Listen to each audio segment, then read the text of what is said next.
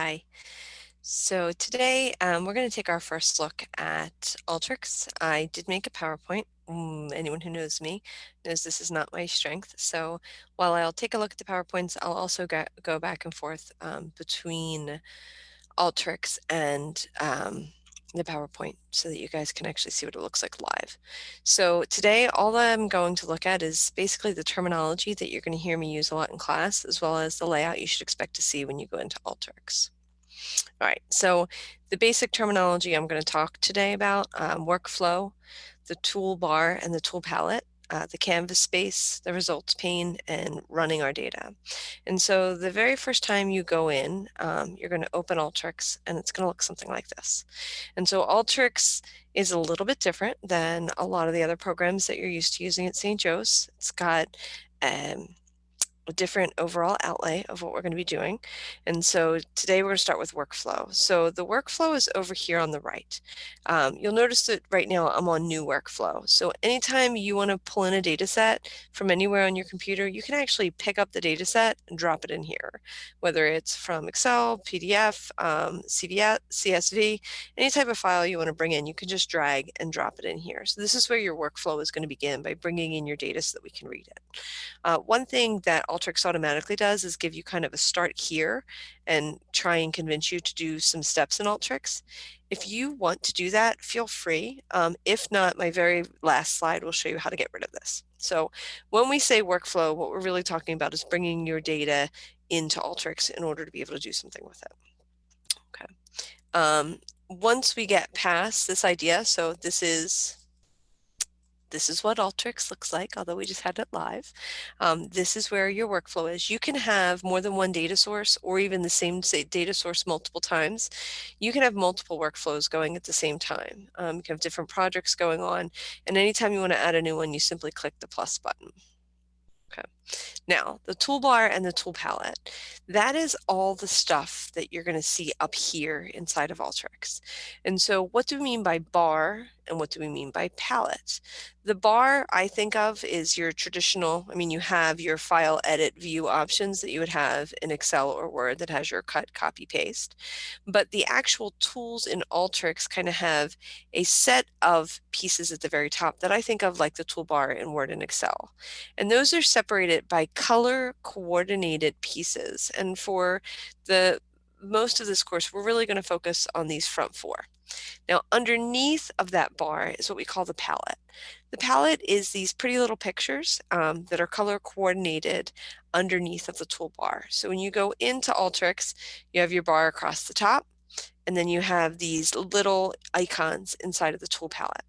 Now, each of the icons is color coordinated to match with where it comes from in the bar.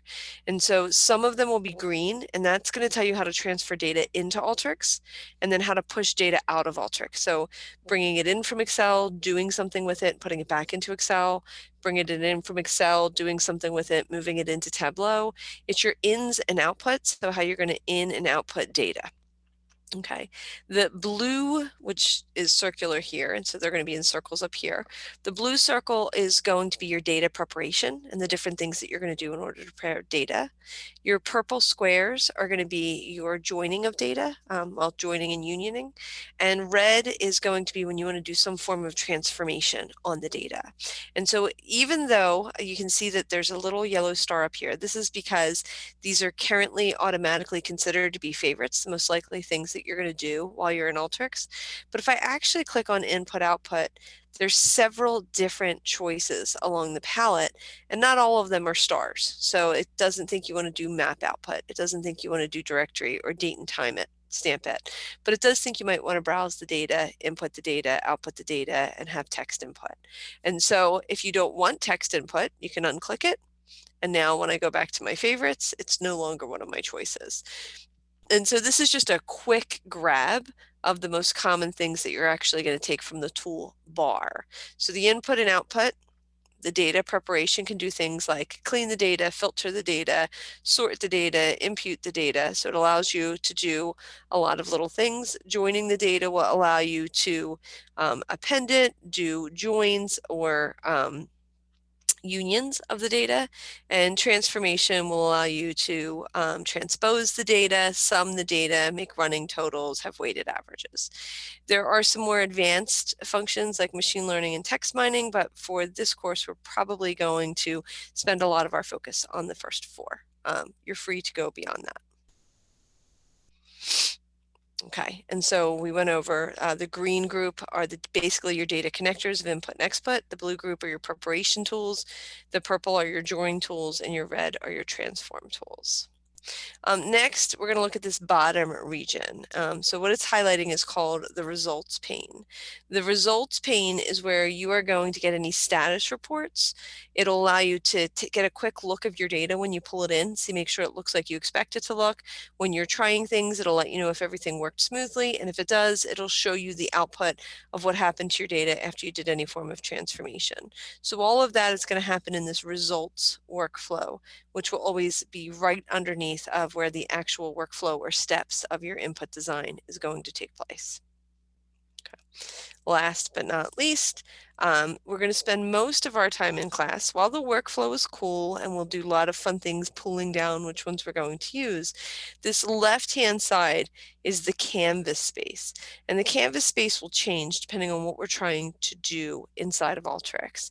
And so it's a configuration pane, and it has a lot of options, and the options depend on what you currently are doing within your workflow. But it's where we're going to spend most of our time manipulating and adjusting specific features within our data set. All right, finally, the run button. Once you've decided how you want to manipulate or adjust the data, you actually have to have Alteryx go through and do it to see what's happening so that it can make this results workflow. And so to do that, there's a little blue button up here in the right-hand corner that is the run button. It'll allow you to have the opportunity to see if what you tried to do through your process worked. That will generate the error messages, and if there are no error messages, it will allow you to show and see the data, but it'll make sure that whatever manipulation you've attempted will have occurred. And finally, some people, after the first or second time over in Alteryx, that Start Here menu gets to be a little bit obnoxious. If you want that to go away, you're going to click Options, you're going to click User Settings, Edit User Settings, and then you'll unclick the Start Here. Now, I tried to actually take pictures of that, but Control-Alt print doesn't work when you're in the process of doing it. So if you want to get rid of that Start Here, you're going to click Options. When you click Options, you're going to come down here to User Settings. Inside the user settings, you can edit them.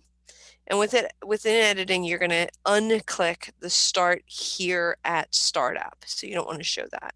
If you do that, you can click Save. And then the next time you open your Alteryx, that Start Here will no longer be there.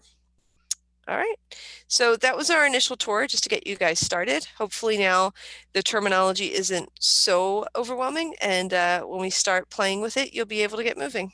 Have a great day.